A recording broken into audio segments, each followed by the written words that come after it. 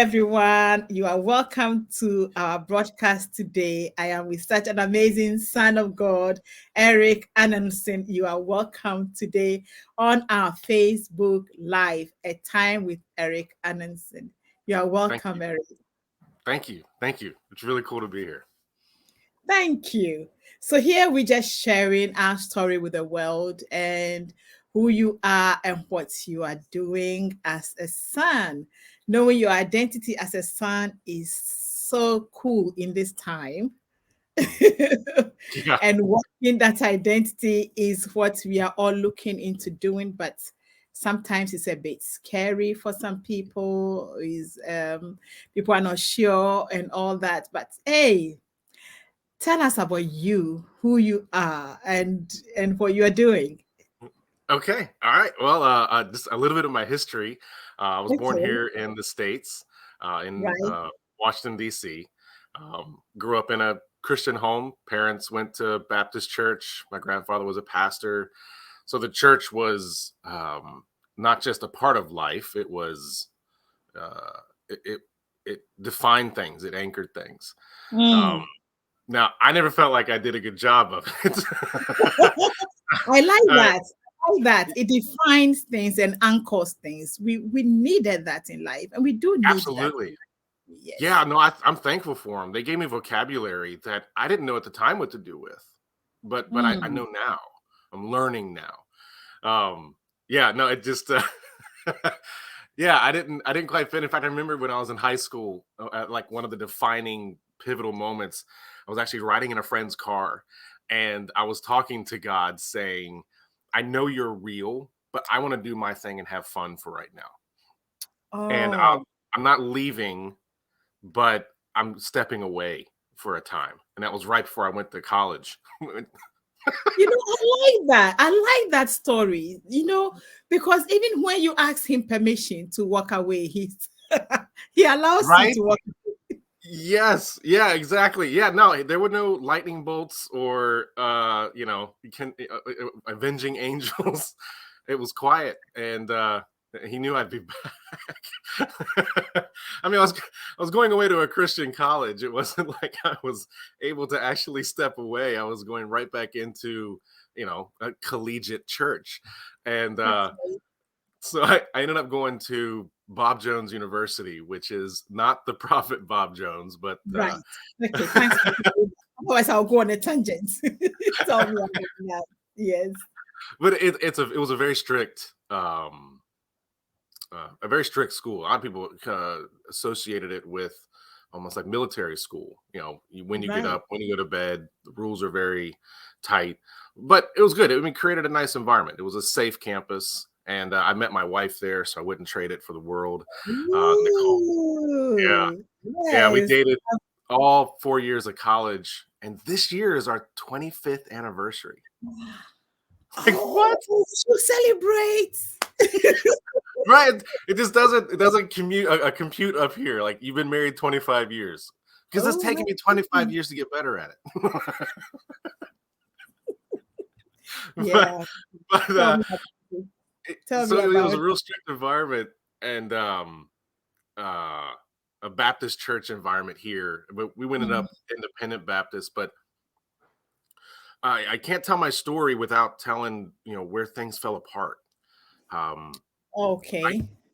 I couldn't fit in to the church, but not really. Fit in isn't the right word. Um, I didn't. My behavior was bad, and I never Right. could. Well, I was How was angry. your behavior? Tell me. I was angry. I was angry all the time. All the time. It was in fact, right up until even to see no November of 2019. Mm-hmm. Yeah, November 2019. Um, there was a constant chatter in the back of my mind of self condemnation and angry at my life circumstances and fear over things. Um, in fact, I remember when it stopped. We were during in an ascension call. I know I skipped over a few years here that are important, but I'd rather tell the good before I explain how I got there. But Okay. I was in an ascension meeting or a prayer group, and Psalm 91 came up, and I spoke it Oh, out nice. loud in the spirit Right. Mhm. and went through the whole thing, and that chatter in the back of my mind stopped. And honestly, it Mm, hasn't been back. Not as like this. It used to be when I didn't think about anything else, that stuff would come up, but it mm. doesn't do that anymore. There was something very significant and something that was broken off by stepping into Psalm 91 and the truth of that. And over Nice. the past 3 years, I've lived in that. It's true. His promises are real. That my family has been protected. Um, and we are enthroned in the shelter of Shaddai, and I feel it, and I know it, and things are getting better all the time. That And that shifted things for you. it did. It really did. I mean, I don't want to, act like that's a talisman or a panacea, like that one moment, but something in my mind shifted, and the noise stopped. That Mm. had been there for years, off and on. But so anyway, the history of the church, about 10 years prior to that, around 2014, maybe. Mhm, mhm. Um, Maybe not 10 years. The dates get mixed up. But 2000, yeah, we are in 2023, so 14. Yeah, nearly 10 years. Yeah. yeah. I left the church not because like of a I stopped going because I wanted to want to go. I didn't want to go. And I got tired of So faking you it. were forced into going, like most Yeah, people. yeah. Well, expectations. I would let my parents down, and my principles that I was raised with was you go to church every Sunday, whether you like it or not. Of course. And I spent enough time going to church, not liking myself. I stopped wanting to go altogether. I couldn't fake another handshake or smile, acting like everything's okay. At that time, um, the behavior issues. I was abusive. I was verbally abusive, which is worse at times than being physically abusive. You can duck a fist, but words are deadly. And I was that. I was angry and abusive. And and I realized that there in the church too. And we went through the counseling sessions, and I went so deep into the counseling, I thought I wanted to be one when I wasn't even healed yet. Oh. So But where did that abusive characteristics come from? Was it because you were angry? yeah, angry. Yeah, at circumstances and at myself. Um, yeah, it all comes out. My fears came out as anger, so I cloaked Oh, my fear at things not going the way I want them to go, and mhm. my fear of being exposed. Um, all came out as anger. That's how I covered my fear was anger, Wow. and it came out everywhere, in my job, and the church, bless them, they tried. They used all the tools, but I was raised in the church, so every verse they brought up, I'm like, I've heard that before. It didn't change me then. Why would it change me now? Oh my word. So You it know, actually conditioned you. right? And then finally at the end, they said, well, not the end, but they said, look, we can't help you. Maybe you should go see a psychologist. And I said, no, I don't want. I know enough to not want to go there either. And and quietly just fell away. And for about 5 years, I didn't go to church, even though friends and family really tried to encourage me. I said, I refuse to go unless I want to. And that was a really dark place, but it was good. I Wow. can't tell you how good it is. And I can already feel the emotions coming up because I got to a point where I said, um, I must be like the demons who know but aren't on the inside. Like I know because I was raised, and it was such a performance mindset that I would hear the truth and say, but based on my performance, I'm not in. If I look at my performance, I don't pass. I knew myself. I mean, that was part of coming to terms with thing. I was being abusive, but then I labeled myself as an abuser, not a son who did things. Very different now, but that's how I labeled myself, and it crushed me. And I just thought, no, I'm on the outside looking in, and I guess that's where I am. And that's right where Yahweh found me. And he Right. said, he said, you think I didn't know that? You think I You didn't didn't know think, everything? you didn't You think know, he knew that aspect of your life. yeah, no, he said that to me. He's like, do you think I didn't know all of that stuff? Like, Oh. I knew everything that you think disqualifies you. I knew and was intimately aware of when I took the cross and Mm. accepted that. There's even still emotion just trying to tell that. Oh, But that's where I so was. sorry. So sorry. And that was before learning sonship and identity and all the crazy amazing stuff that he has for us. But that was just in that moment where I was on the outside. No church, a real spotty behavior performance record. Like, it wasn't good, right? But You're that's just when I not a performer. pardon. You were just not a performer. Right, right. And I knew that. Like, I looked in the mirror and I said, I see now what you're doing. Like, to myself, I know what you're doing. Stop Hmm. faking it and be honest with yourself. But that defined me. And then he said, I forgive you for all of that. Like, I knew all of that. Everything you have done, are doing, and will do. I was terribly intimately aware with that of that, and it didn't stop me, right? And so I learned forgiveness and found him after I left the church, but then stayed out for a few years. And I met this guy at the time. My daughter was at a local Christian school, Mhm. and I met a friend of mine. I really got to honor him. His name's TJ, and I I sat down with him, and he said, Christians can change the weather. And instead of telling him to enjoy his straight jacket, and just discounting that, I couldn't let it go. It's like, what is this guy talking about? He And said, then he said that's quite an amazing way of bringing somebody back. He said, "What Christians can change the weather." right, just like over That's lunch. Yeah, it's such an and that was oddball statement. okay, but that hooked you in.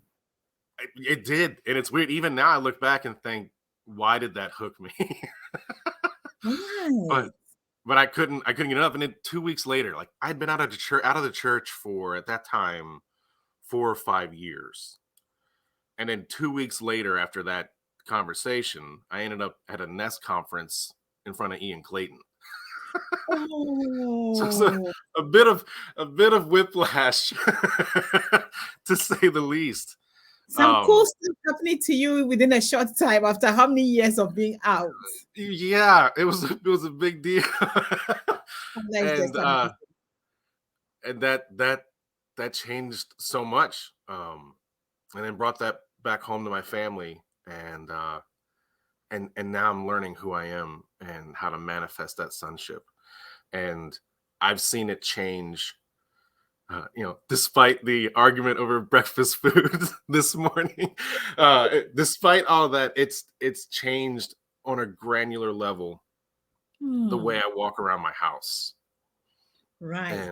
and things are different. And by that test alone, I'm actively providing my own proof of my faith because it's working. Like, to look inside, they said you need a psychologist, and the church knows this. They know I don't need a psychologist.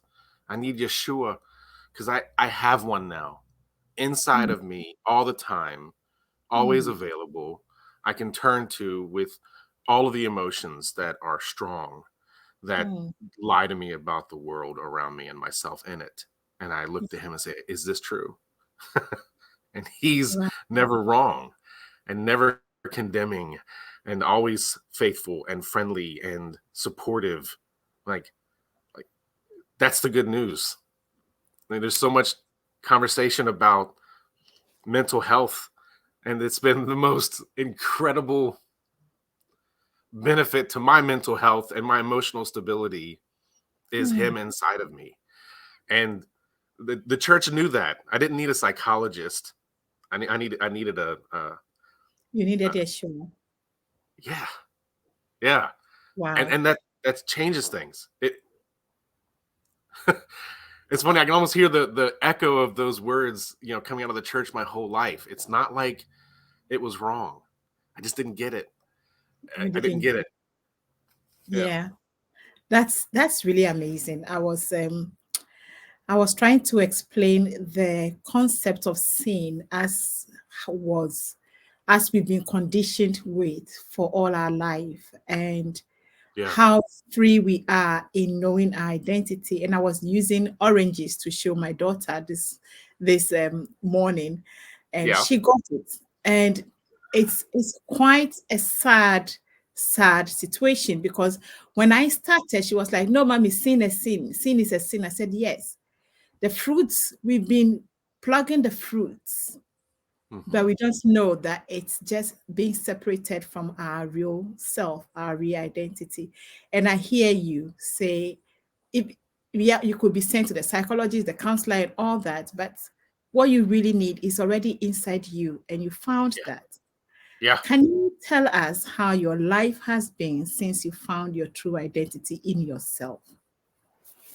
Man, I tell you, one of the biggest things is the anger and self-condemnation is so destructive, and it invites a spirit of destruction, and Mm. it tears things down. Um, and my life used to be characterized by there would be some kind of thing that set me off, and it would take days to come Wow. back. Right? I would just be in this ill funk. I could function. We've all met the functional alcoholics.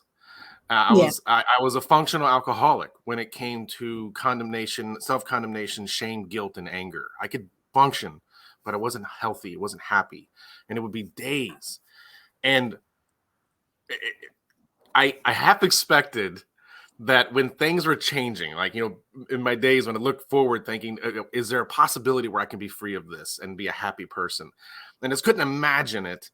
Um, and I didn't think that I had this idea like once you change and then you just never things would never go bad again. You just wouldn't get angry. Right. And Yeah. that's not true. But one of the biggest difference, and what I meant by like on a granular level, on the way I walk from my garage to the kitchen to upstairs, like I want to see change there. Hmm. It's huge. Hmm. Things get brought up and dealt with quickly. Just like this morning, you know. I felt it. I felt this irrational dissatisfaction with situations in general. And those things used to go on, and now they get brought up and dealt with. And then you'd look back too, and I go, okay, what happened? Because what caused that anger isn't what caused the anger. Right. Of course. That's it. There's There's some, always something else. yeah, it's Mm. always something else. Like maybe it was, because I believe people watching this, this is the things that I tell that are part of my story that are redeemed. They're his story now. They're not That my is. story. I'm not defined as the person who used to be abusive. That's not even Mm. my story anymore. Because Mm.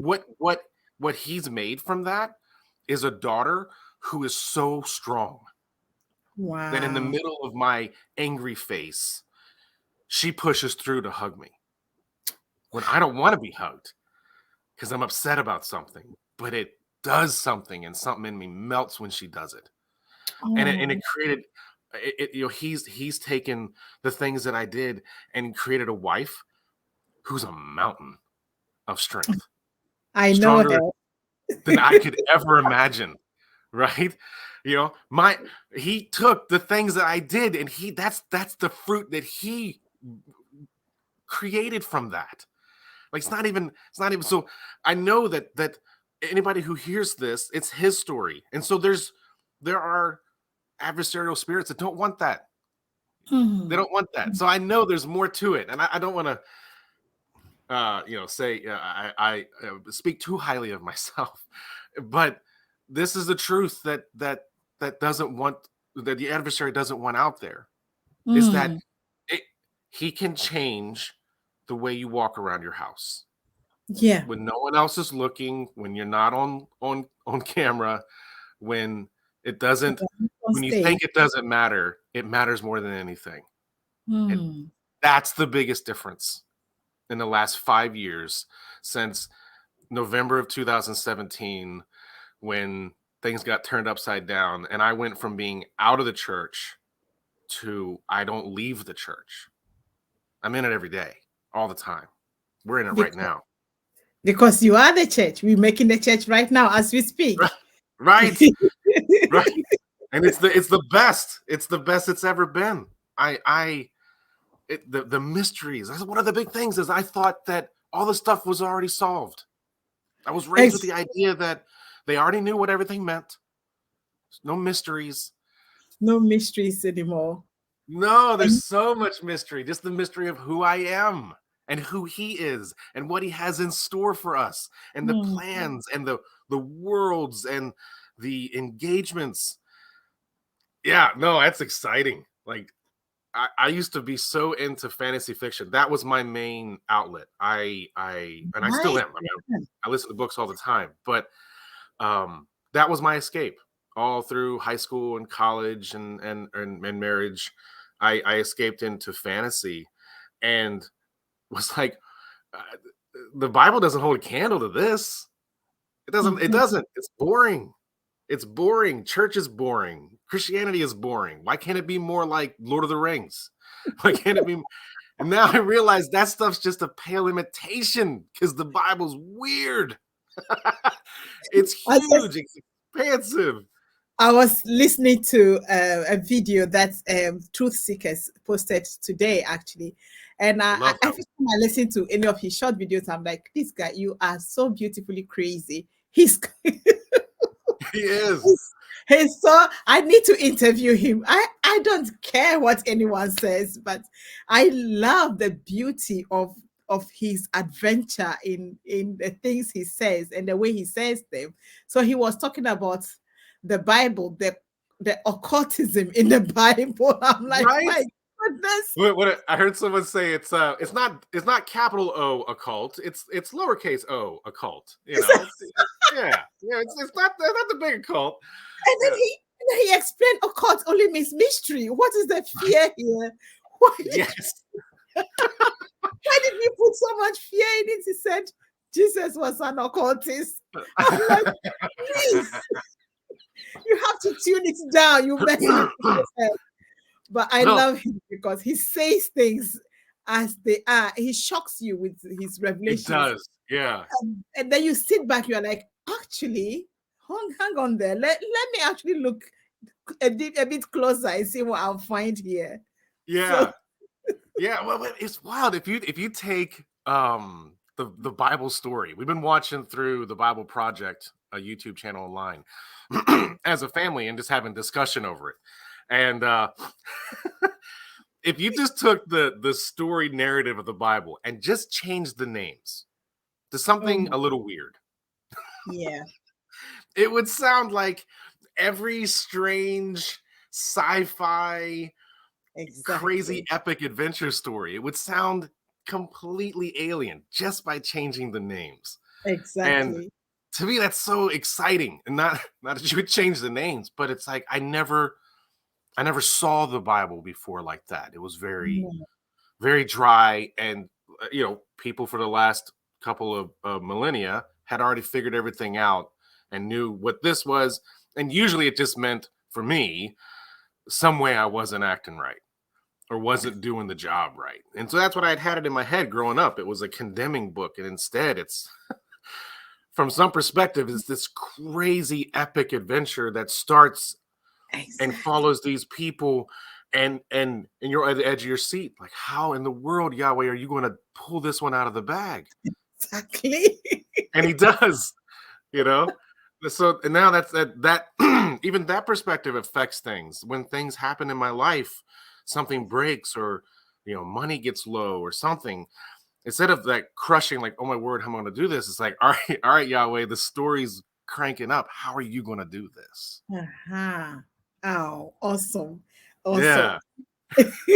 I just remember the first time I heard Ian Clayton talk about separating spirit, soul, and body. I'm like, hang on there, where is that coming from? And then he Right. goes into the scripture, he brings it, he pops, he just pulls it out of the scripture. Are you sure? So I took it, I studied, I'm like, actually, there's some truth in there. And then Mike passes, I'm like, what is going on with these people? Where are they pulling all these things out of? And then they put the scriptures out there, they look, and I'm like, what have we been doing? Right? It's like, have I ever read this book before? How could I miss this? It's insane. And really, for someone who was raised in a church and with an expectation, as a preacher's kid, like I was just expected to know this stuff. As part Excuse of me. your Or performance. yeah, and it didn't. As much as I've known, I go back and read these passages that are even sound familiar, and they're no longer familiar. They're expanded. They're bigger. Yeah, they're bigger. They're bigger. And I think I rejected the Bible and his teachings Yep. as a young person and for a long time. And I'm like, Yep. oh, this God just turns me into an atheist anytime I hear about him. Yep. But then you come to see the real him through the eye of love and acceptance and Yeah. you know working through everything that you are going through to draw you onto himself, the father that would never let you go, that would Never. never turn away from you, that will run the mile with you, that wherever you go he is there already searching, seeking to draw you onto himself. Once you grasp that, it changes your life, it changes everything Yeah. about you. Stop seeing him as the father or that man sitting in the sky with long beard and a cane in his hand and pointing at. Yes. Yeah. It I changes. remember my first experience when we went up, and it was with John Graham. Um, and we were going to Father's Garden, and I had a terrifying experience at one point. I was, had a little trepidation, and he was big and large. And there was a moment when I was talking to him, and so many images from my past flashed before my Mm, eyes.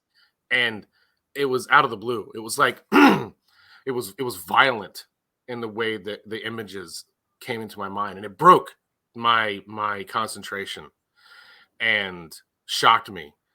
And I felt shame and guilt that I had put these images in my head and that they came out at this time. It's like if you went to see the king and your mm, pants fell down in front mm. of everyone in the throne room and Wow. you're exposed, right?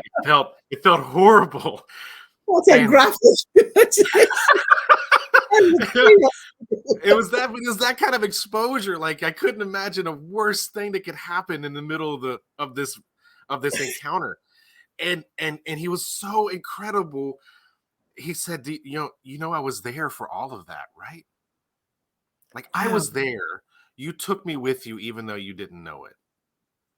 I've already dealt with that. This is not shocking to me. And pulled me back in the middle of that and was like, I love you and I accept you and you're mine. And none of this surprises me. Mm, It was crazy. It was like I ran out of the throne room and fell apart, and I'm the one. I'm the one. mm, I'm the one. He left the 99 and he came and found me. And he's like, mm. I'm okay. You're okay. I've been here with you the whole time. This is nothing new to me, and it doesn't define you. It's not who you are. Wow. It was Wow. incredible. Wow.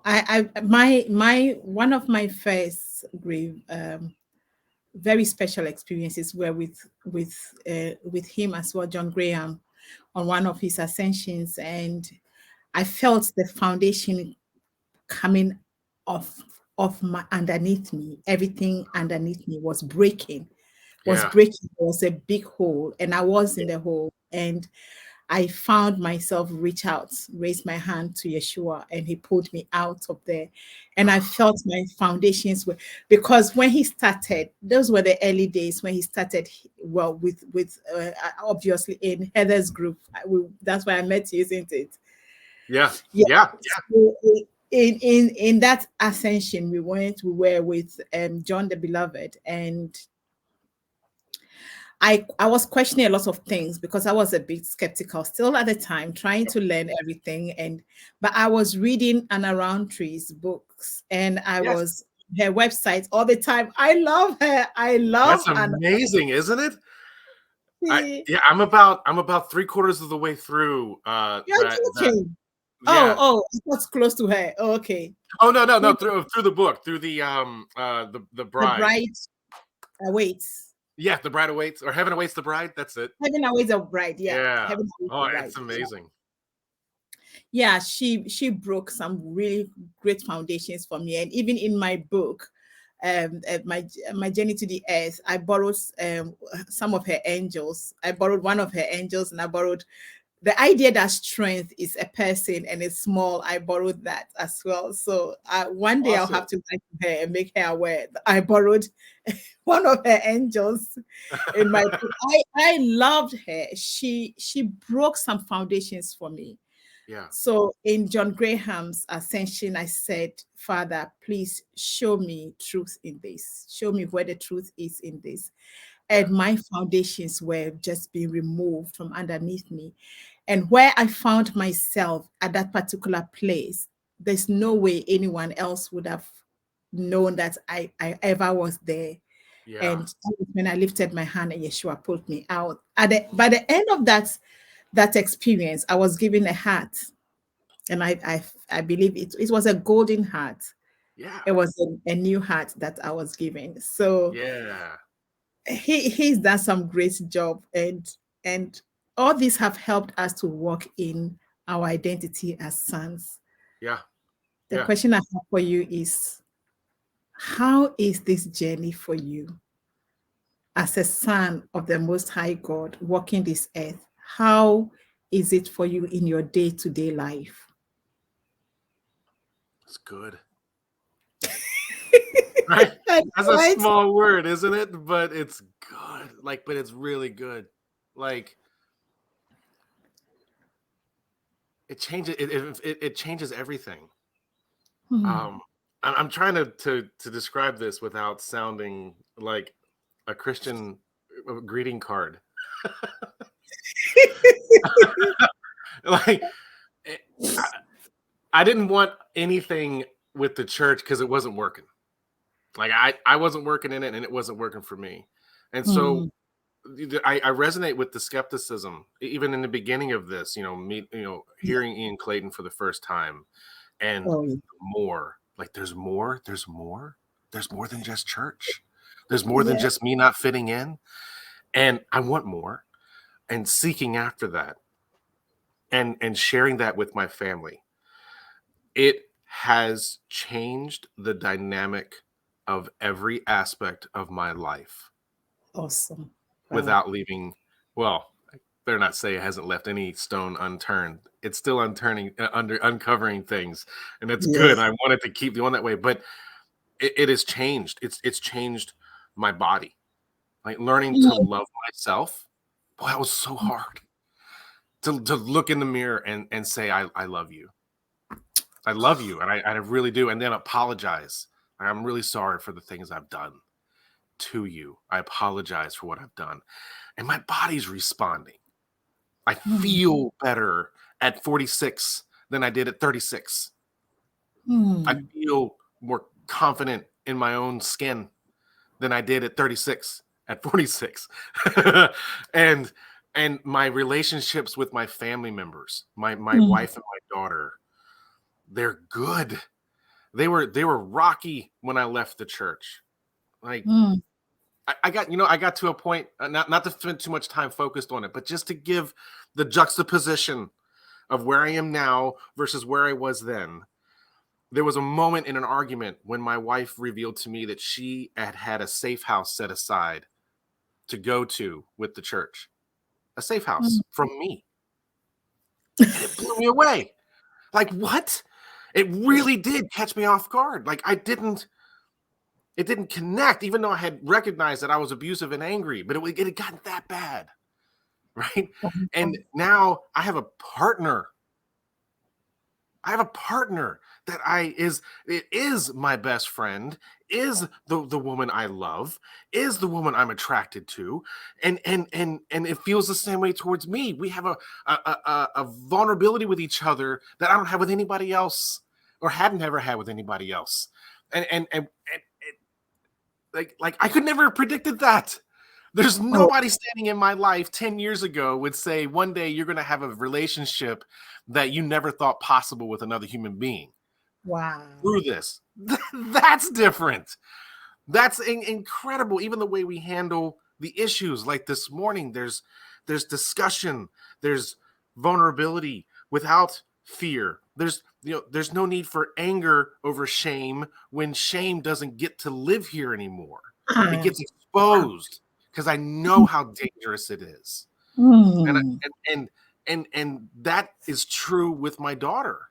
You know, my daughter, that was one of the things that drove me to the edge. Was I saw the fear in my 5-year-old's eyes, when nothing about being a dad prepares you even for being a dad. One away before that, but you can't prepare for it. There's no studying, but yes, yeah. uh there was, nothing that would prepare me for seeing that, and it almost crushed me. Like, that's what actually what drove me to a big breaking point. Was I sat in a parking lot and I was going to leave because I couldn't bear the pain that I saw looking back at me, and the fear. And I thought it'd be better if I go than stay and hurt them more. That's Mm, how screwed up the brain gets. mm, But I sat there, and I also knew that if I left, I'd die. I'd right. die. I knew that if I left, there would You be, perish. one. Yeah. Yeah, I just knew it. I knew it would go out, however it would play out. And but I now went back home and said, no, I don't want to leave. I want to make this better. You would have never guessed how good it could get from that day. And that's because of him and what he's doing in my life and in my Mm, family. He's gave me the treasure right now that wow. that that I couldn't even have thought of then. Existed It- then. that's how different it is.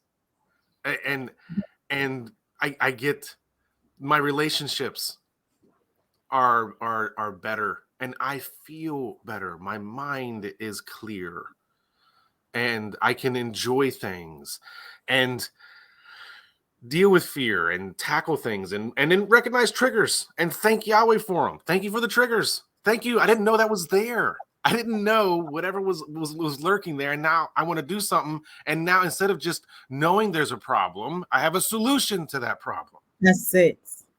I, You are I, I go to putting. him and I give it to him, and we work it out. And I know it'll be taken care of. Wow. I mean, I like what you said about the vulnerability and being shameless. yeah, It just opens up the relationship, doesn't it? It makes life so much easier when you yeah, can be vulnerable to each other, to all members of the family, and yeah, shameless about it. It's just incredible. It's yeah. priceless. And that didn't come through a modality, though I can't say that it doesn't. I know that different modalities of mental health, and they work, and people are benefited from them. But I know where this came from. Mm, It came from him, and actively working to see myself as he sees me, because I can't anything less. If I look at and see myself and the people around me in any other way than he says he sees me, I'm living a lie. That's the real lie. Not that I'm not a good king, but to believe the lie that I'm not one at all. No, I am. that's a big thing because it's difficult to see yourself the way he sees you. Yeah. Because we've been conditioned to see ourselves the way we have been, what we have been told. Yep. And so we think, oh, I'm a sinner, I am this, I'm bad, I am that, I am that. That's all we see because that's what we've heard. Yeah. And now you have to move away from seeing yourself like that to seeing yourself as the beloved child, the beloved son, the Yeah. beloved bride. I mean, really? The bride? Yeah. Seriously? Yeah. Yeah. The one that was worth going after.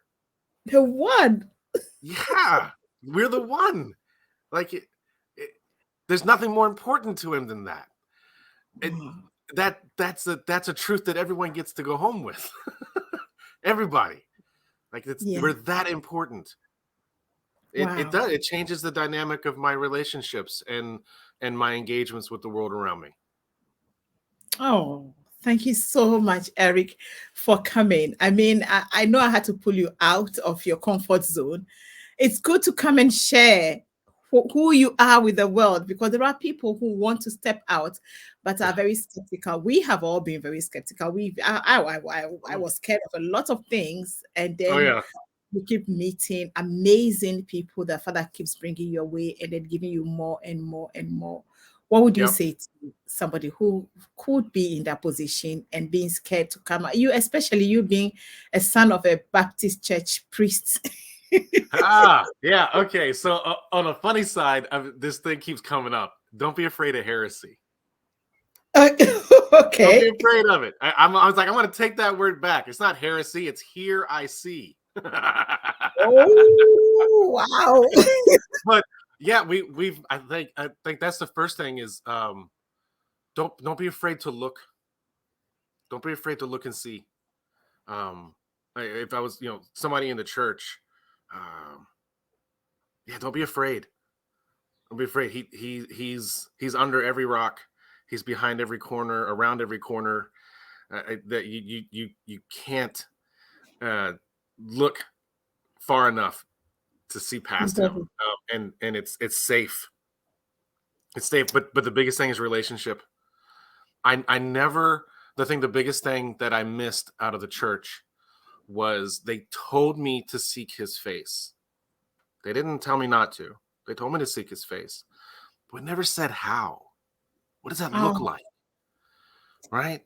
Like that's the best question. Like, don't you have to go into heresy? That's funny, but it's I can see where that's scary too, and I would want to respect somebody's because yeah, have fun with it. Don't stop laughing, but don't dig into that. What does that mean when they told us to seek his face? What does that hmm. mean, and what does that look like? If someone told me to seek your face, there would Yeah. be A way to do it. logistics. Yeah, it'd be a way to do it. I gotta find out where you live. I gotta, find out what you look like so I can, pick you out of a crowd and know your voice and engage with you and get to know you. There's a process that we all kind of are taught either directly or indirectly on how to engage with a person. But the church never taught me, and that was just my experience. But so I don't want to denigrate the church for what I didn't learn. I probably slept through it if it was told to me. But how to look, how to engage with him. What does that look like? Ask those questions. Start asking those questions. He's good at answers. He is good. He's never short of answers. That's a No. very good a very good one to conclude on because the how is what Yeah. led me here. Yep. And it's also because of the how that we do these interviews. So people will know that there is a how, I sit in conferences and I am looking and I'm listening and I'm saying how did Mm-hmm. you do it? How did you get here? Right. How do I do it? How do I get here? What is next? What is it? Yeah. So the how is actually like the driving force. And Yeah. I'm glad you mentioned it. We never lose the how. So how Right. did you do it? Ah, well, I wouldn't recommend taking the course I took. um, you know, like self-destruction and running away from the church, but the baby steps, that is one thing. But also I don't recommend moderation when it comes to this. I know there's a lot like, oh, take baby steps at a time. Man, don't worry about it. Jump in both feet with your hair on fire. He's got you. I mean, I like it's that. good. Like, don't hold back. Because but how? Yeah, how is step by step and piece by piece, line by line. And going through it, and I, even now I couldn't describe the how as a 12-step program. No. It's going to be different for anybody who steps in, but there is a how to start with, and unlocking one tiny little piece, and it starts a chain reaction, and other Okay. things will unlock. And Amazing. you don't Amazing. have to swallow the whole bear at once. One piece at a time, and he's faithful. And Amazing. just the other day in my personal in my garden, Mm. my first experience in my own garden was in a little wooded area in my imagination. Oh, that's another thing. Yes, okay, I'm sorry. That's the best. Trust your imagination. If I could tell that to anybody. You Right? don't know how people's imagination works.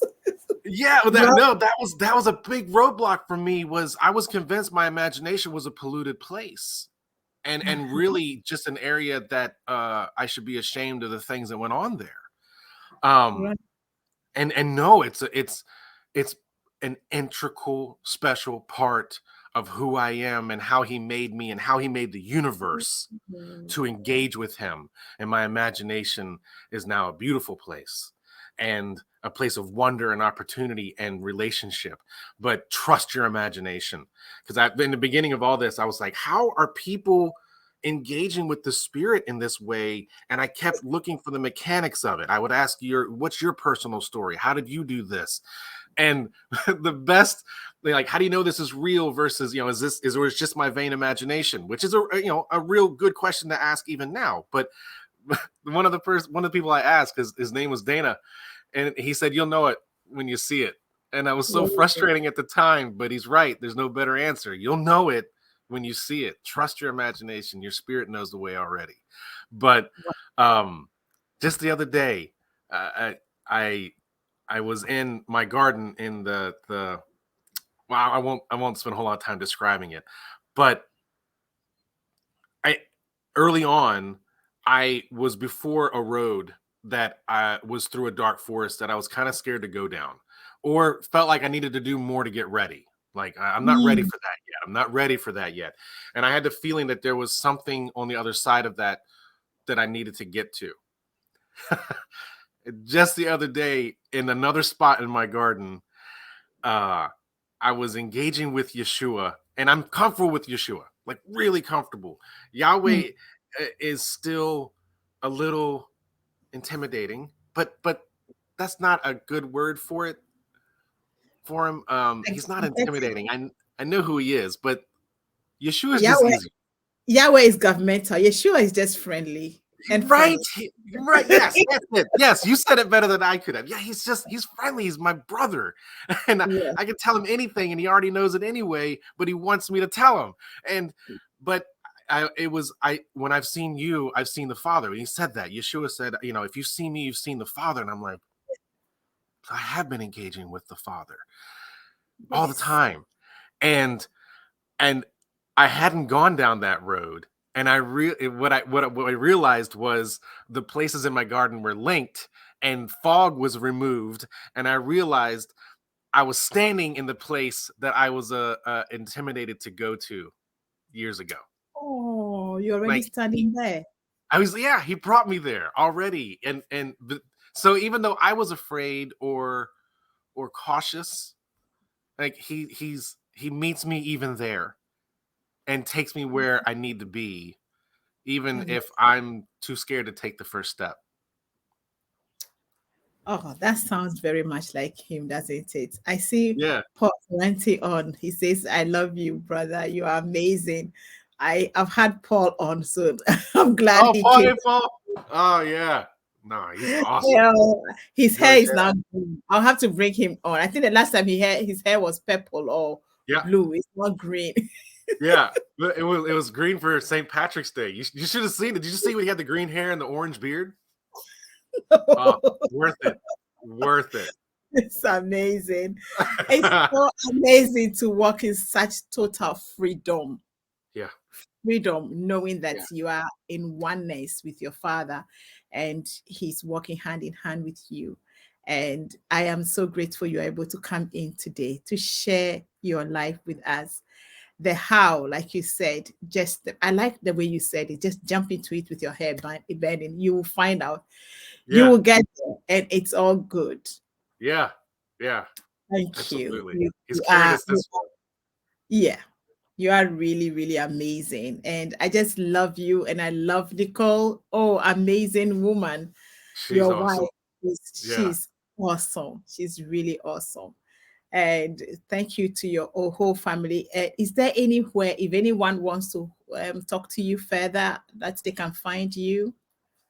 Yes. Well, you can you can find me. I'm on Facebook and um, uh, Twitter and Instagram and all that. If somebody wants to reach out, and Eric Anonsen. There's not many of us out there, so my last name. But then, speaking of Paul, here I'm part of an amazing group of people at AboveTheSun.io, and we have a newsletter and groups that meet, and we spend a lot of time there, and some amazing people, all about relationship. Oh, yeah. So Oh, are you part of the is it the men's group in the Heather's group? What's it called? The oh, I think she tried to start a men's group or something. An I amazing group. was I was in the men's group with Timothy Whalen Ah, for a I while. have to We look for took this. a pause and it kind of fizzled out, but then there's now a men's group under Steve Vandenbalk at Oaks Rising, and Oh, we Steve. meet. Oh, Yeah, yes. yeah. Steve and Steve and Timothy Whalen got together, and it's called City Gates, and it's a Amazing. men's group that Oh, meets wow. there. So if you go to Oaks Rising, it's through their mentorship journey, and I believe it's just like the male portion of their engagement, and it's a Mhm. men's group that meets on Sunday. That just started about a month and a half ago. They meet every other week. It's fun. Oh, Steve is amazing. He's Oh, awesome. yeah, he Yeah. is. Oh, yes. All right. Thank you so much. Thank you. Thank you. Thank you, Facebook family, for joining us. Paul, Francis, and all others who have joined us today. We are grateful, and I hope that you've had fun. I told you he's fun. It was an honor to be here, and thank you for asking me to do this. It was a Thank pleasure. you. It really Thank you was. for coming. Big hug. Thank you, everyone, and bye bye for now. Bye.